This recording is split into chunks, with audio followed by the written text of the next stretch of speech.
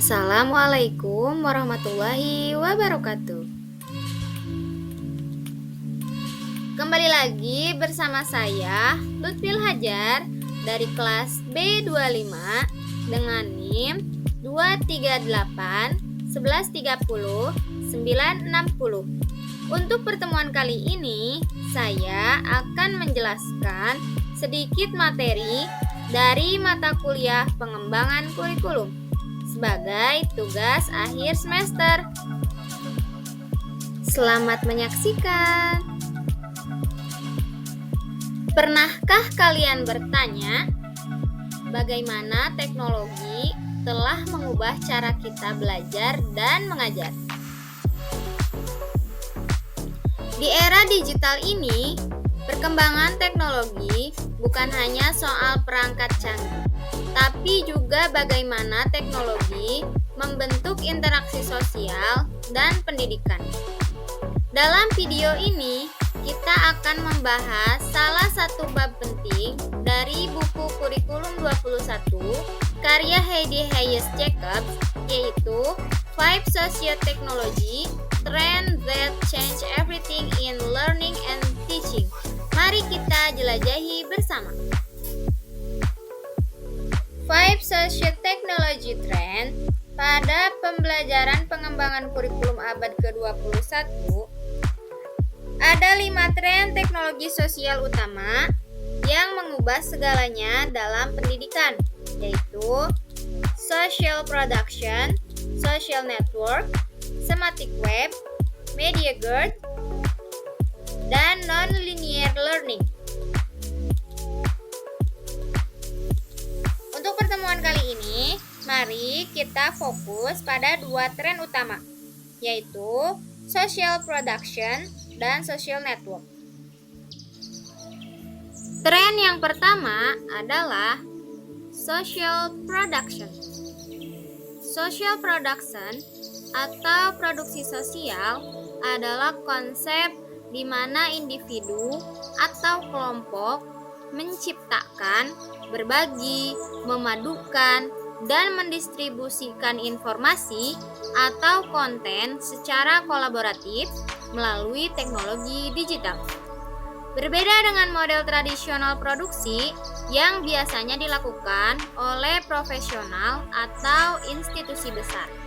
Social production memungkinkan orang biasa untuk menjadi produsen konten. Contohnya, dari social production adalah platform seperti Wikipedia, di mana pengguna dari berbagai latar belakang dapat berkontribusi menulis, mengedit, dan memperbarui artikel tanpa harus menjadi ahli di bidang tersebut.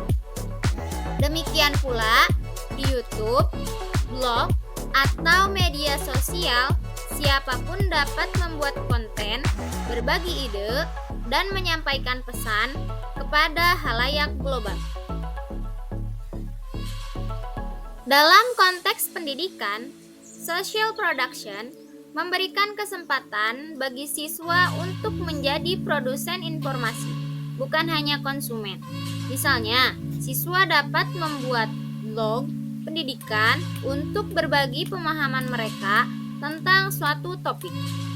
Kemudian, siswa bisa membuat proyek kolaboratif digital seperti video pembelajaran atau presentasi interaktif. Juga membuat konten kreatif seperti infografik atau podcast. Hal ini sesuai dengan kurikulum modern yang menekankan pada pembelajaran berbasis proyek atau project based learning, kolaborasi, kreativitas, dan keterampilan abad ke-21. Social production juga mendorong siswa untuk berpikir kritis dan mengembangkan literasi digital yang merupakan kebutuhan penting di era informasi saat ini. Tren yang kedua adalah social network. Social networks atau jejaring sosial adalah platform digital yang memungkinkan orang-orang untuk saling terhubung, berkomunikasi, berbagi informasi, dan berkolaborasi. Jejaring sosial ini mencakup berbagai bentuk komunikasi digital seperti media sosial, Facebook, Twitter, Instagram, forum aplikasi pesan instan, dan platform kolaborasi online. Media sosial telah menjadi bagian penting dalam kehidupan siswa. Teknologi ini memungkinkan pembelajaran menjadi lebih personal dan terhubung. Misalnya, siswa dapat bergabung dalam komunitas online untuk berbagi ide, mencari mentor, atau bahkan mengikuti kursus dari pendidik internasional. Kurikulum berbasis digital dapat memanfaatkan social network untuk pembelajaran kolaboratif. Dengan melibatkan siswa dalam jejaring global, mereka dapat mengembangkan wawasan multikultural, belajar dari perspektif berbeda, dan memperkuat kompetensi literasi digital. Hal ini sejalan dengan tujuan kurikulum abad ke-21 yang menekankan pembelajaran berpusat pada siswa dan berbasis pengalaman. Penerapan tren social networks ini memiliki keuntungan dan juga tantangan. Keuntungannya yaitu menghubungkan siswa dan pendidik dari berbagai negara untuk bertukar ide dan wawasan. Kemudian, siswa dapat bergabung dalam komunitas yang sesuai dengan minat atau bidang studi mereka. Dan keuntungan lainnya, membantu siswa belajar bagaimana berkomunikasi secara efektif di dunia digital. Kemudian, tantangan social network adalah siswa bisa terganggu oleh konten yang tidak relevan, resiko penyalahgunaan data atau cyberbullying, kemudian harus memastikan informasi yang beredar akurat dan relevan untuk pendidikan. Nah, kesimpulannya, teknologi sosial seperti social production dan social network telah membawa perubahan besar dalam cara pembelajaran dan pengajaran dilakukan di abad ke-21.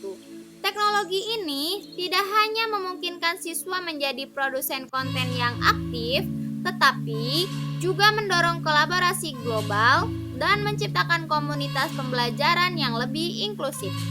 Dengan integrasi yang tepat dalam kurikulum, tren ini dapat memperkuat keterampilan abad ke-21 seperti kreativitas, kolaborasi, komunikasi, dan literasi digital. Namun, tantangan seperti distraksi, privasi, dan akurasi informasi perlu dikelola dengan bijaksana agar manfaatnya dapat dirasakan secara optimal. Dengan demikian, pendidik dan pembuat kebijakan harus beradaptasi untuk memastikan teknologi ini digunakan secara efektif untuk meningkatkan kualitas pendidikan dan mempersiapkan siswa menghadapi tantangan masa depan. Di era digital ini, pendidikan harus terus beradaptasi dengan memanfaatkan teknologi seperti social production dan social network. Kita bisa menciptakan pembelajaran yang lebih interaktif, personal, dan bermakna. Kurikulum masa kini harus mencerminkan kebutuhan zaman, mempersiapkan siswa untuk tantangan global, dan mengasah keterampilan yang relevan. Jadi, bagaimana menurut kalian? Sudahkah kita siap untuk menjawab tantangan pendidikan abad ke-21? Tinggalkan komentar kalian di bawah ya. Jangan lupa like dan subscribe untuk video menarik lainnya. Sampai jumpa.